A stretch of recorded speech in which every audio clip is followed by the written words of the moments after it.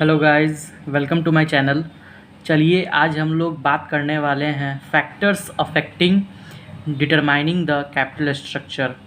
Capital structure को determine करने में कौन कौन से फैक्टर अफेक्ट करते हैं। अगर आप लोगों ने मेरे प्रीवियस वीडियोस को नहीं देखा है फाइनेंशियल मैनेजमेंट चैप्टर के, तो पहले उसको ज़रूर देखें। लिंक डिस्क्रिप्शन बॉक्स में गिवन है। ओके गाइज, चलिए आज हम लोग पढ़ने वाले हैं factors affecting determining the capital structure. तो कंपनी को जो फाइनेंस रेज करना होता है वो दो सोर्स से रेज करना होता है। पहला होता है इक्विटी और दूसरा होता है डेट। तो मान लिया जाए अगर आपके कंपनी का कैश फ्लो पोजीशन अच्छा है तब तो आप डेट को अपने कैपिटल स्ट्रक्चर में इंक्लूड करें। यदि आपके कंपनी का कैश फ्लो पोजीशन अच्छा नहीं है तो आप अपने कैपिटल स्ट्रक्चर में डेट को इंक्लूड नहीं करें, क्योंकि आप रेगुलर इंटरेस्ट पेमेंट आप नहीं कर पाएंगे। ओके, दूसरा पॉइंट है interest coverage ratio. Interest coverage ratio आप लोगों ने अकाउंट्स में पढ़ा होगा, लेकिन मान लिया जाए अगर आपके कंपनी का प्रॉफिट है, मान लिया जाए 5 लाख रुपीज़, ठीक है, और आपको पेमेंट करना है 1 लाख रुपीज़, ठीक है। तो अगर इसको हम कट करें तो ये आ जाएगा 5 टाइम्स, यहाँ पे आ जाएगा ये 5 टाइम्स। तो ये एक ठीक सिचुएशन है, क्योंकि मुझे जितना इंटरेस्ट पेमेंट करना है उससे मैं 5 गुना ज़्यादा कमा रहा हूँ। यही पॉइंट कहता है इंटरेस्ट कवरेज रेशियो में। मैं अपने इंटरेस्ट से 5 गुना ज़्यादा कमा रहा हूँ, सो मैं ऑब्वियसली अच्छा एक पेमेंट कर सकता हूँ। सो मुझे डेट्स इंक्लूड करने में कोई प्रॉब्लम है नहीं, ठीक है गाइज़।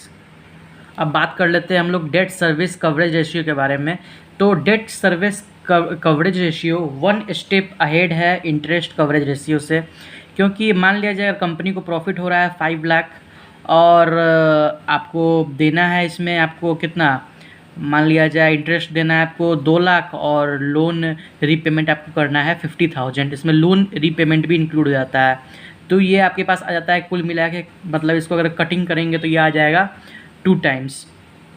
ओके, तो ये एक बहुत कोई अच्छा सिचुएशन नहीं लग रहा है, इसलिए हम लोग को डेट इंक्लूड नहीं करना चाहिए। अगर मान लिया जाए अगर आपके कंपनी का प्रॉफिट है 10 लाख और ये वाला है अमाउंट 250, तो वो इसका मतलब ये ऑटोमेटिकली क्या हो जाएगा, 4 टाइम्स हो जाएगा। तो यहाँ पे आप डेट को इंक्लूड कर सकते हैं। जब आपका प्रॉफिट 10 लाख हो और आपको ये 2 लाख हो और 50,000 हो, 2,50,000, तो ये आ जाता है 4 टाइम्स।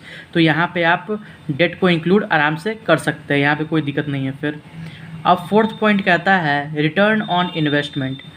तो इसके लिए क्राइटेरिया था जो आप लोगों ने पीछे कॉन्सेप्ट पढ़ा होगा फाइनेंशियल लिवरेज का। कंपनी को कब अपने कैपिटल स्ट्रक्चर में डेट को इंक्लूड करना चाहिए, जब रिटर्न ऑन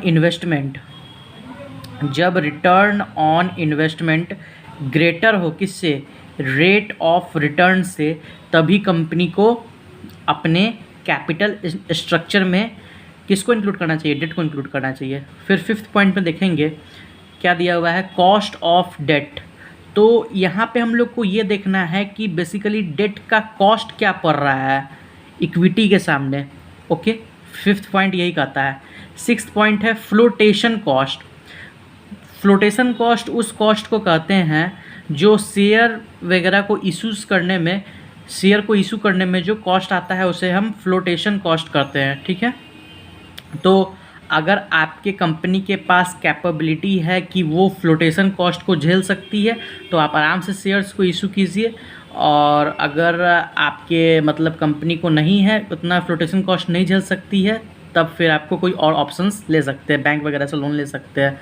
ओके, अगर आपके पास अगर कंपनी के पास फ्लोटेशन कॉस्ट झेलने की शक्ति है तो आप आराम से शेयर वगैरह को इशू कीजिए। अगर कंपनी को फ्लोटेशन कॉस्ट झेलने में असमर्थ है कंपनी, तो आप बैंक वगैरह से लोन लीजिए, कोई प्रॉब्लम नहीं है। 7 में है कॉस्ट ऑफ इक्विटी। इक्विटी का क्या कॉस्ट पड़ रहा है डेट के सामने, ये पॉइंट है। 8 पॉइंट कहता है रिस्क कंसीडरेशन। रिस्क कंसीडरेशन क्या होता है, बेसिकली रिस्क कंसीडरेशन का मतलब होता है फाइनेंशियल रिस्क। मतलब आपको इस तरीके से डेट और इक्विटी का कम्बिनेशन बनाना है कि आपका फाइनेंशियल रिस्क एकदम कम हो जाए और प्रॉफिटेबिलिटी का प्रोबेबिलिटी मैक्सिमम हो जाए। ओके, नाइन्थ में होता है, नाइन्थ पॉइंट में दिया हुआ है फ्लेक्सिबिलिटी। आप अपने हिसाब से डेट और इक्विटी को मैनेज कर सकते हैं अकॉर्डिंग टू द सिचुएशन, इसीलिए ये कॉन्सेप्ट बहुत फ्लेक्सिबल भी है। 10 में है कंट्रोल। अगर आप इक्विटी इशू करते हैं तो इक्विटी में सामने वाली पार्टी को वोटिंग राइट्स भी मिलता है, मतलब मालिकाना हक भी मिलता है। तो अगर आप इक्विटी इशू करते हैं तो आपके कंपनी पे कंट्रोल जो पर्सन का है वो मैक्सिमम होते चला जाता है, मतलब बढ़ते चला जाता है। लेकिन अगर आप डेट इशू करते हैं तो यहाँ पे कोई कंट्रोल का चांस नहीं है।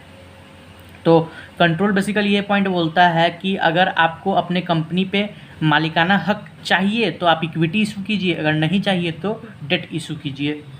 11 पॉइंट कहता है रेगुलेटरी फ्रेमवर्क। बेसिकली नियम कानून से मतलब है रेगुलेटरी फ्रेमवर्क का मतलब, जो आता है किसके अंदर, सेबी के अंदर आता है रेगुलेटरी फ्रेमवर्क। ओके, तो बेसिकली आपको रेगुलेटरी फ्रेमवर्क में आपको जो भी काम करना है आपको सेबी के अंदर में रहते हुए ही करना है। चलिए 12 पॉइंट कहता है स्टॉक मार्केट कंडीशन। ये बिजनेस साइकिल है और ये बिजनेस साइकिल का ग्राफ है। यहाँ पे बूम है और यहाँ पे डिप्रेशन है, ठीक है।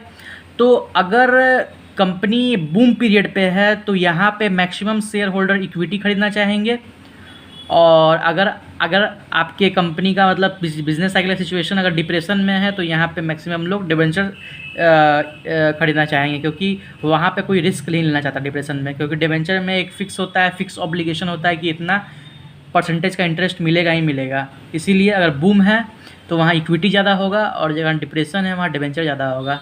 यह बिजनेस साइकिल कहता है स्टॉक मार्केट कंडीशन में। 13 पॉइंट कहता है 13 पॉइंट कैपिटल स्ट्रक्चर।